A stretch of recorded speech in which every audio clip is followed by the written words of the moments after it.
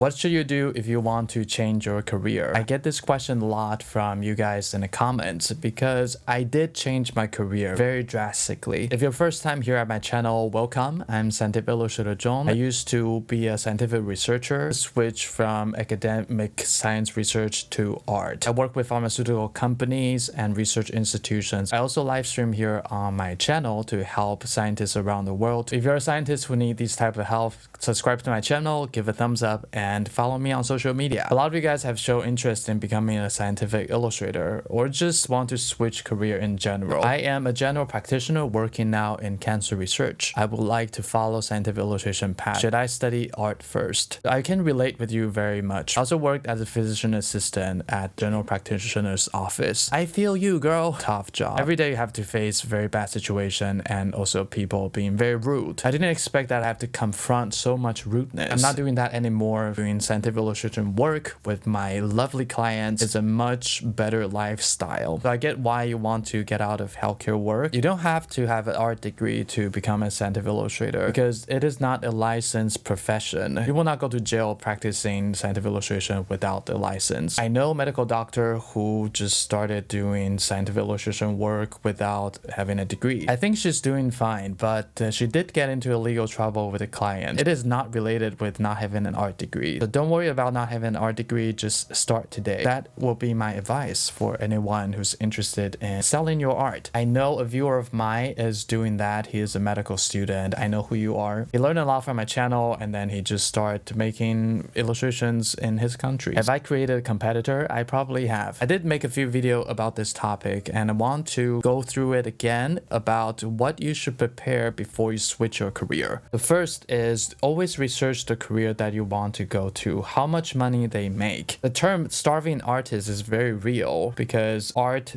is a very difficult product to sell. Art is one of those careers, if you're very successful, you make a lot of money. Like 99.99% of the people are dirt poor. The government statistics of the Netherlands shows visual art graduates have the lowest starting salary across all industry, and it is even below their minimum wage. People should really do a good search on which career they're switching to and if they can financially take that hit.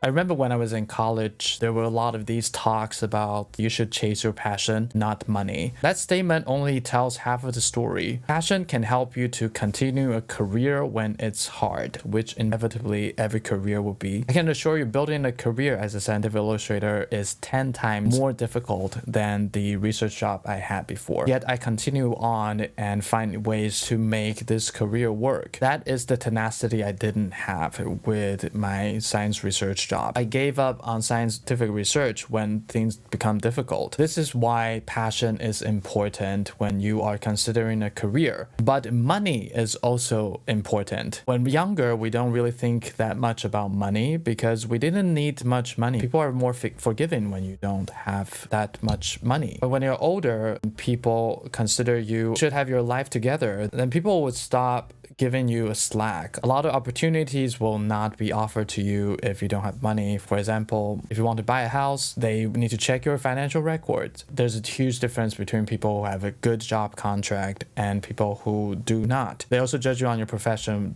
to decide whether they are going to give you a loan. So I would really advise everyone to check whether your career switch will give you a financial leverage. It is better to change for the better instead of change for the worse. The financial status of a partner and your family is also very important when deciding to switch the career. It will take a few years before you find the footing in the new career. You will need every support you can have during that time. You will not only take a blow financially, you also have a lot of challenge psychologically. For most of the people, their occupation is a big part of their identity. You are basically killing your old self and try to reinvent a new one. It is one of the most difficult process anyone can go through. So I would strongly recommend you to evaluate the support you have around you before making a decision to change your career. The second tip I will give you is to start it as a side hustle. I know some of you might be really frustrated with your current work, but you don't have to give it all up. for a new one. I did throw my old life away completely before I even got into the scientific illustration master degree. So I can assure you it is not a wise thing to do. So at the time, I was working at a brain research institute while completing my brain science master degree. I just could not continue the research job anymore. It was taking so much toll on my mental health. I abruptly stopped the job and decided not to continue my master degree in brain science. My advisor had a talk with me asking that, are you sure you want to do this? We can also fast track you so you can finish your master degree within a year. But I just couldn't do it. In hindsight, that was really impulsive. I was really suffering I was really caught up in the whole idea of I will stuck in this lifestyle forever. Mundane, routine life that will continue the rest of the 30 years. I just couldn't stand it. I did not regret anything, but I will not do it again. It is one of those things that you have to do it once to really get off your system, you know? I thought it was so cool back then that I could just walk away without worrying about any consequences. This drone right now will not do that. The last tip is always have a plan B. Make sure you will be financially well even if your new career fails. 70% of new businesses fail in the first year. And if you're a scientific illustrator, most of the time you need to start